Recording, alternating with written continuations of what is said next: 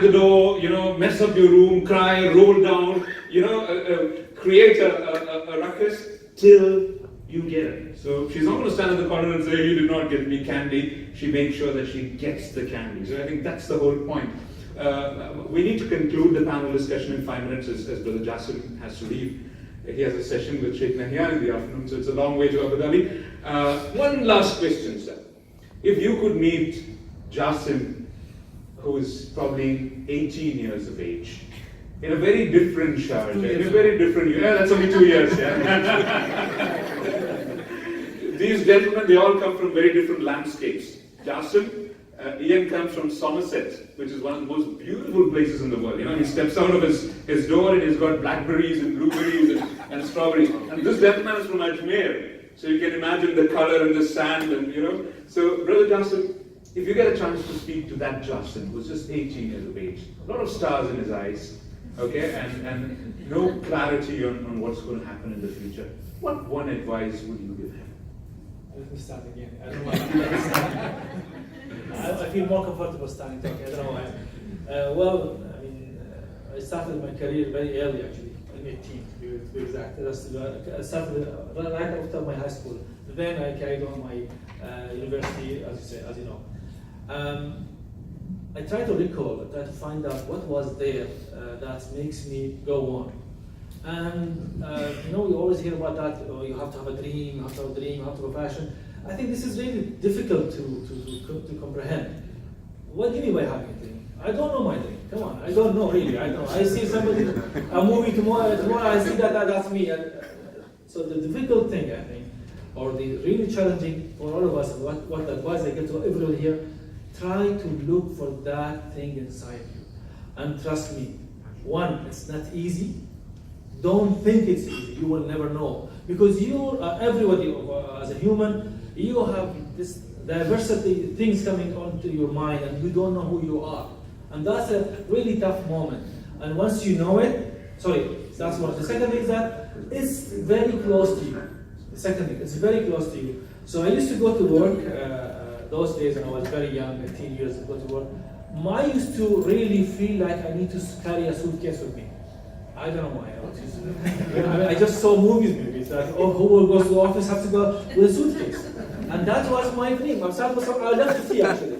The other thing, I would love to attend seminars, talk to a mic in front of me, and be a newspaper. I used to think that this is the best thing I love to have, and apparently that was my dream. And let me just cross check on that.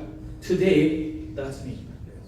Today, that's me. I'm holding a mic and I'm going to meetings in the morning. Now, this is the thing, I think the thing which I want to tell to my younger person, and I think that just look inside you. And Amit rightly said that it's not about the external, that's all about internal. I think we always need to understand ourselves because we do have a strength. We just need to sharpen it in a way by maybe getting more knowledge, maybe getting more opposed to different situations or exposures. This is all makes it more stronger. But by the way, it's that the only QR code, that's you, which only appears that it is you. So please trust yourself, and that's what happened, inshallah, for all of us. Thank you very much. I'm really sorry I have to leave. And thank you once again, Ibrahim. It's glad to see you again once again on this platform. And thank you all of us for gathering for this good cause. This meeting, by the way, postponed a couple of times, and that's why my things were like crashing. I arranged another meeting at 11 o'clock in Abu Dhabi, so I have 1 hour to fly. I can borrow your helicopter. So thank you very much. Really pleasure to be here, and I'm really sorry to leave within this, but I don't want these guys to. You just not take enough time to listen to them because they are brilliant. They have a lot to share with you. So you guys stay here, please. Have more discussion. Thank you very much. Can we just request you to stay back for a second, Brother Jassim? Can we invite Brother Yaqub to hand over the mementos? Our tokens of love and lots of respect to our panelists, please. First, His Excellency Jassim al-Balushi. Thank you.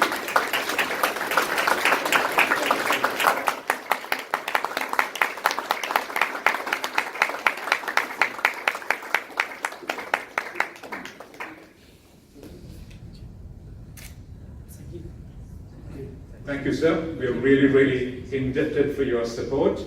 A token of our appreciation to Mr. Ian. Can we? Momentum. Momentum.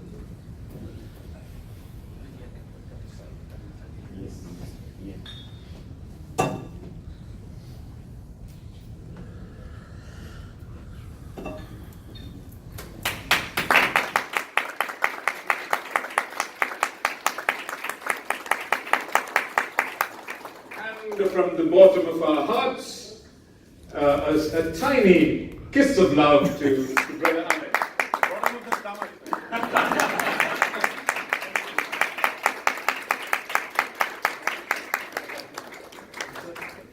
Thank you, Brother Jason. You're indebted as always. So we'll continue the panel. Thank you.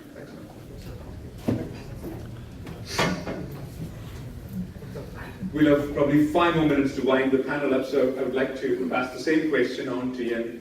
A young boy running around in the meadows of Somerset, okay, swimming and climbing mountains and catching butterflies.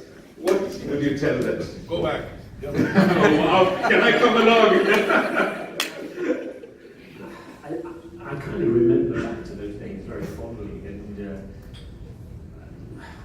I think when you look at where I grew up, it was a 2-kilometre walk to the bus stop to go to the school.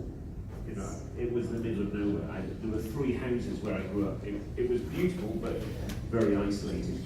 I think if I was to give advice to an 18-year-old Ian, I think it would be, don't take yourself too seriously. I think at that age, you're not entitled to anything. You have to earn it. You have to go out there and prove that you deserve whatever you receive in life.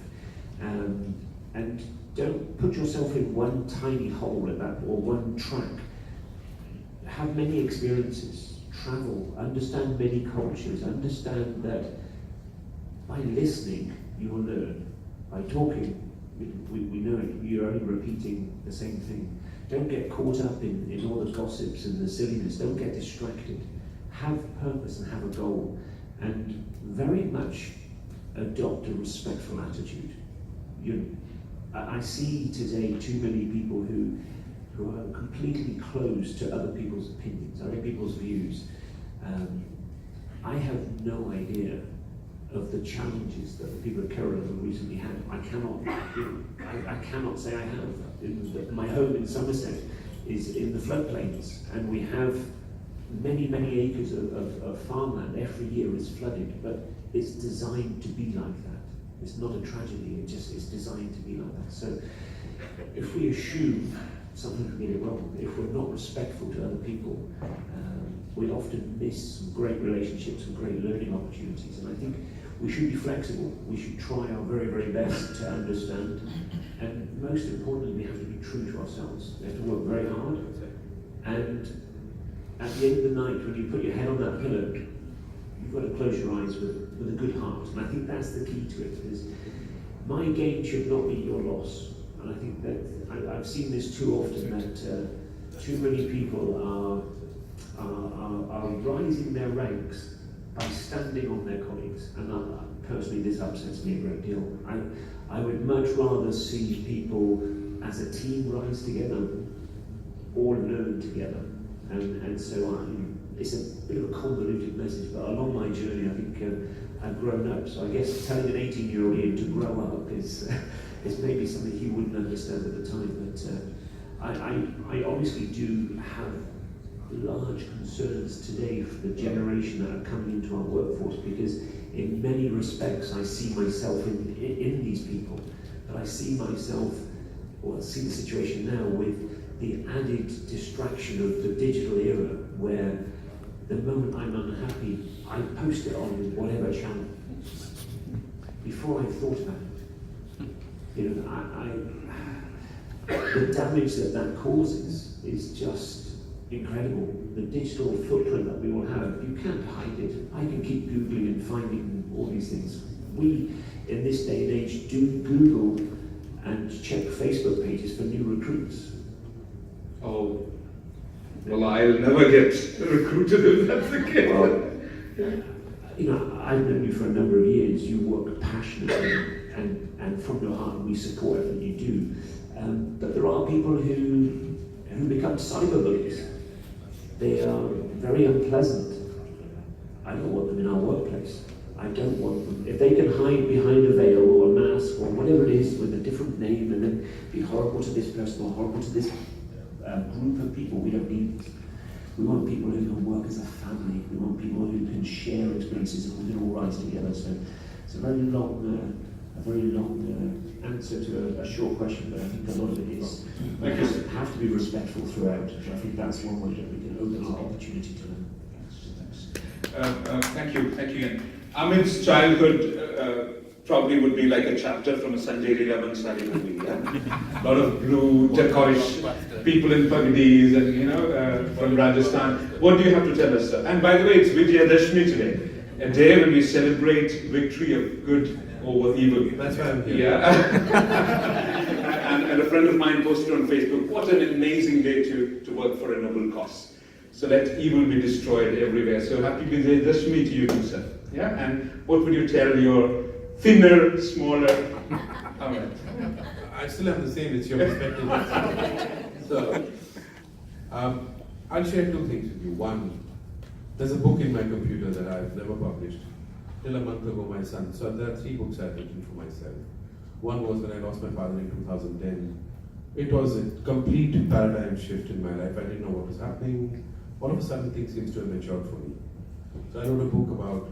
So one day before his death, he bought us a lovely house in Jodhpur, and he never lived in that house, right? So I wrote a book called The Home He Left Us. So a lot of people laughed at me, and the friends whom I shared the transcripts of the book laughed and said, "What's the title all about?" I said, "You are reading Home. I'm reading the value he taught us to live up this life." That was what is in the house, in that home. The other thing is, the other book I wrote is called. So please don't laugh. It's a typical Bollywood title, but when I explain to you what the book is, probably you'll understand better. It's called Killer 25. So somebody who kills, Killer 25. And every night, God bless my brother, when we were growing up, he's 8 years younger to me, I would wake him up and say, "Hey listen, I've added one more dimension," and he would say, "Stop boring me, let me sleep." What's Killer 25 all about?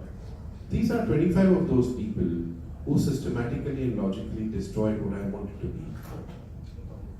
So I wanted to be a comedian, for example, and a radio artist. And they said, in our culture system, in our value system, you don't do that. And I said, "Have you ever heard me on the radio? I sound too good for myself." "No, that's what you think. Immature, foolish." And then, I had a teacher who I probably wanted to challenge. Challenge in a very respectful manner, not like Ian said, very respectfully.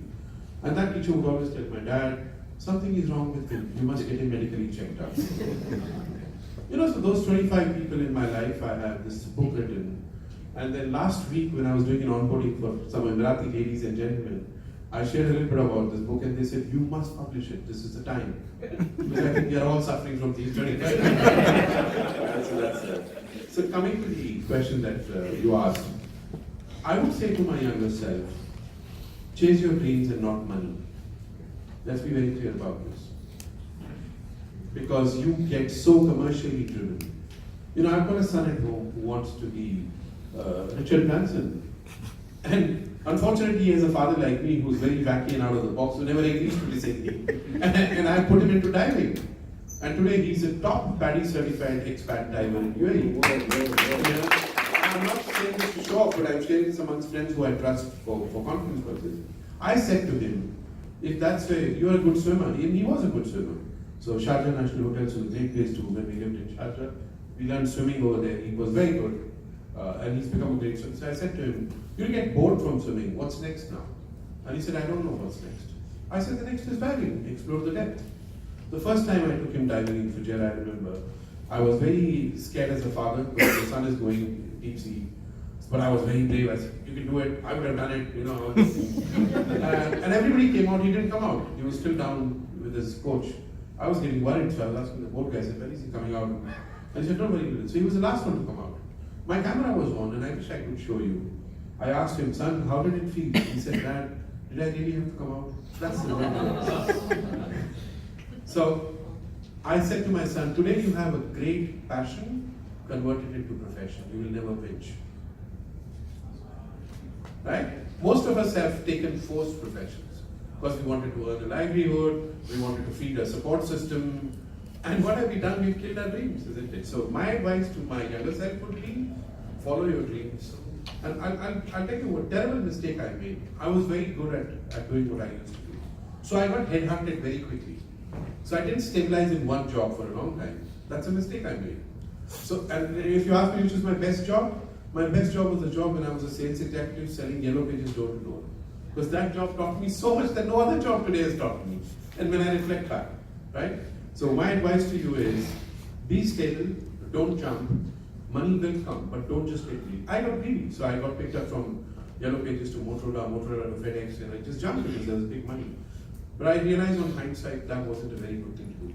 I should have stayed in the Yellow Pages industry for a couple of more years, grown into a team leader's role, and that was a logical progression. So please don't chase money, chase your dream, chase stability. That's my advice. Wonderful. Ladies and gentlemen, the panel, we concluded as of now, but can we request you gentlemen, if you're not in a hurry to get back? As long as you feed us. Inshallah. Because I have a mandate to conclude this session at 11:30 because we've got Jummah press. So 1 hour and 15 minutes and lots to cover. But it would be amazing if you could be with us and if you could join us in the discussions.